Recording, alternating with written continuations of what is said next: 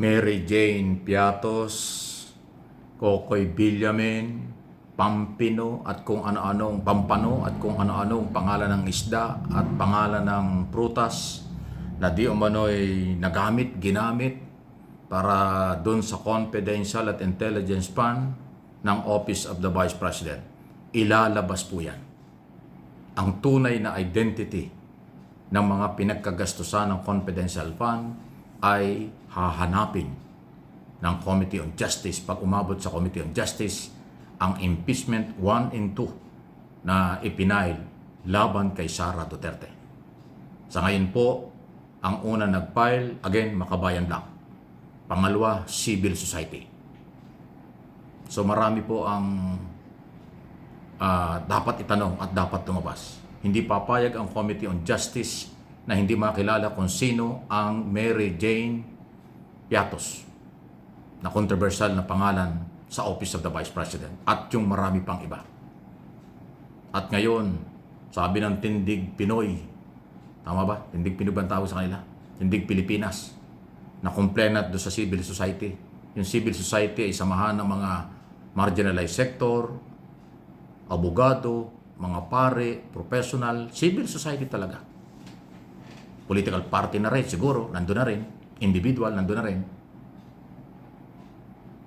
Hindi lang po yung korupsyon sa Office of the Vice President, public fund, at saka sa Department of Education. Pati pala yung di umano'y nagamit na pera o ginamit na pera nung tumakbo si Sara noong 2022 bilang pangalawang Pangulo, aalamin din kung saan kinuha yung pera. Ito ay base dun sa sinumpaang salaysay ni Ramel Madriaga na di umano mayroong perang involved dyan sa nakaraang eleksyon. Pogo at drug money ang pinanggalingan. Yan po ay huhukayin din ng Committee on Justice kapag tinalakay na ang second impeachment o itong bagong impeachment na kinakaharap ngayon ni Sara Duterte. Yan po yun. Hindi pwedeng itago. Dahil ang Committee on Justice ay maghahanap ng ebidensya, maghahanap ng testigo, maghahanap ng pagpapatunay base doon sa akusasyon ng complainant o paratang ng complainant. Okay? Bibigyan ng pahabang pagkakataon ang complainant para i-justify ang kanilang mga akusasyon at bintang paratang.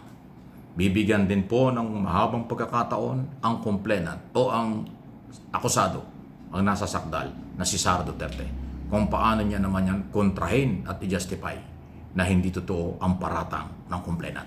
Masalimuot po yan. Hindi pwede dyan ang hindi magandang attitude, hindi pwede ang tarayan. Proseso po sa Committee on Justice. Ulitin ko yung sinabi ko at yan naman ang totoo nung nakaraan pa, sinabi ko na hindi yan in aid of legislation pag impeachment. Yan ay paghahanap ng pagpapatunay sa mga paratang, ebidensya laban sa ebidensya bago mag-decide ang komite kung anong gagawin. Magre-rekomenda sa plenaryo or dismissal. Yun ang pagbabasihan. So hindi pwedeng in aid of legislation kasi ang in aid of legislation, public hearing para gumawa ng batas. Ito hindi. Public hearing ito para hanapin, ilabas ang katotohanan, may ebidensya ba wala bago magrekomenda sa plenaryo for one-third vote para may transfer ang article of impeachment. So, sabi ko nga sa inyo, kung ano ang prosesong gagawin doon sa impeachment laban kay Pangulong Marcos, yan din ang gagawin sa impeachment laban kay Vice President.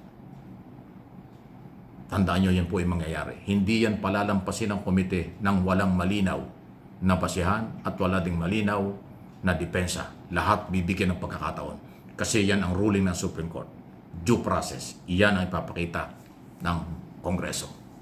Okay?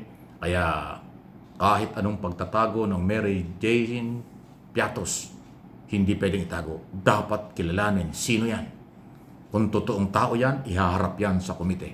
Kung magkaano ang kanyang tinanggap na pera sa intelligence fund. At yung iba pa, kung hindi ako nakakamali, halos 4,000 yun eh. Ngayon, kung sinasabi nyo tapos na yan dahil mayroon ng COA report, wala akong kinalaman ng COA report. Baka ang COA report ay papagpaliwanagin din ng komite. Dahil ang pag-uusapan dito, may nagreklamo, may complainant, impeachment complaint, kailangan nilang patunayan ang kanilang akusasyon. At yung kabila naman, kailangan din patunayan ang kanilang depensa. Hindi na ho pag-uusapan dito yung kakampi ka rito, kakampi ka ron. Walang kampihan dyan. Dokumento at ebidensya ang pag-uusapan. Kaya ho kaabang-abang ito. Every public hearing ng Committee on Justice sa impeachment, dapat tayo magka-interes. Lalo na ito, Pangulo at Pangalawang Pangulo ang magkasunod na isasalang. Kasi ho, hindi pwedeng hindi magkasunod kasi may date yan eh. Katulad yung impeachment kahapon, kamakalawa na ipinail ng civil society laban kay Sara Duterte, tumatakbo na yon ang oras nun. In 10 days, dapat iakyat ng Secretary General sa Office of the Speaker. At sa loob ng 3 araw, mula sa Office of the Speaker, dapat i-refer niya sa Committee on Rules. Pagdating sa Committee on Rules, ika-calendar na yan. On the spot. Yan ay i-refer na kaagad sa Committee on Justice. So talaga hong magkasunod yan. Kung gaano kainit ang public hearing, pagtalakay sa mga ebidensya laban kay Pangulong Marcos, magkasunod na yun din po ang gagawin ng Committee on Justice. Kung paano talakayin naman, yun din hong issue laban kay Sara Duterte. Ganyan pong katindi ang trabaho ng Committee on Justice ngayon. At yan ay halos araw-araw o every other day. Kasi 2 kaso, first time nga ito eh. 2 impeachment sa magkakasunod na araw at oras. Hindi pwedeng magkalayo. Kasi susundin yung rules para hindi mabutasan na unconstitutional. Kailangan constitutional lahat. Naaayon sa proseso, naaayon sa saligang batas, naaayon sa impeachment rules ng mababang kapulungan. Kaya ho talagang bawat, dapat wala muna naglilib na congressman. Dapat wala muna nagbabakasyon. Dapat aktibo lahat. Kasi katarungan ang kailangan ng taong bayan. Complainant man o hindi. Justice for all victim. Justice for all suspect o akusado. May katarungan din po kailangan ang side ng mga akusado. Kaya matinding balansehan, matinding pagsusuri ang gagawin dito. At sa unang mga hearing ay nakikita naman nating very active yung 39 na mga congressman na member ng komite. Sila po talaga yung merong authority na mag-decide at bumoto kung ano man ang pagbubutuhan. Kaabang-abang talaga, ha?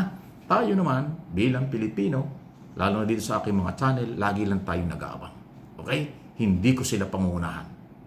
Ang gagawin ko ay ikalat ko lang yung mga development, ikalat ko lang yung mga nangyayari for information, for education. Yung mga salungat at hindi nakakaintindi ng ating paliwanag, mga troll yun at baser. Huwag na tayong padala dyan, huwag na tayong paapekto dyan. Dahil ang katalinuhan at katotohanan ang mga ibabaw, hindi ang kampihan.